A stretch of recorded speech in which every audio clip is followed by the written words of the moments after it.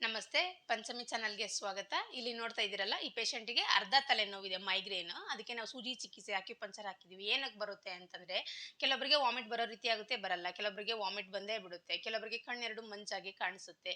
So, ಏನಕ್ಕೆ ಈ ರೀತಿ ಆಗುತ್ತೆ ಅಂತಂದ್ರೆ, ನಮ್ಮ ತಲೆಯಲ್ಲಿ ಇಂಟ್ರಾಕ್ರೇನಿಯಲ್ ಮತ್ತೆ ಎಕ್ಸ್ಟ್ರಾಕ್ರೇನಿಯಲ್ ಅಂತ ಆರ್ಟರೀಸ್ ಇದೆ.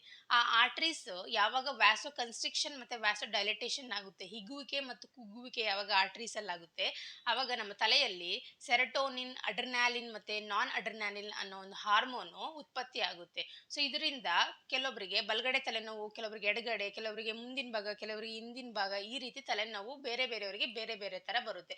ಇದು ಕೆಲವೊಬ್ಬರಿಗೆ ಈ ಹೆರಿಡಿಟರಿ ಮುಖಾಂತರನೂ ಬರ್ಬೋದು. ಅಜ್ಜಿ ತಾತ, ತಂದೆ ತಾಯಿಗಳಿಂದನೂ ಕೂಡ ಬರ್ಬೋದು. ಕೆಲವೊಬ್ಬರಿಗೆ ನೈಟ್ ಮಾತ್ರ ಬರುತ್ತೆ, ಕೆಲವೊಬ್ಬರಿಗೆ ಬೆಳಗ್ಗೆ ಬರುತ್ತೆ, ಕೆಲವೊಬ್ಬರಿಗೆ ಬಿಸಿಲಲ್ಲಿದ್ದಾಗ ಬರುತ್ತೆ, ಕೆಲವರಿಗೆ 1 ಅವರ್ ಬರ್ಬೋದು. ಈ ರೀತಿ ಬೇರೆ ಬೇರೆ ವ್ಯಕ್ತಿಗಳಿಗೆ ಬೇರೆ ಬೇರೆ ತರ ಬರುತ್ತೆ. ಸೊ ಇದಕ್ಕೆ ಸೂಜಿ ಚಿಕಿತ್ಸೆ ಅನ್ನೋದು ಒಂದು 100% ರಿಸಲ್ಟ್ ಕೊಡುವಂತ ಒಂದು ಟ್ರೀಟ್ಮೆಂಟ್. ಧನ್ಯವಾದಗಳು.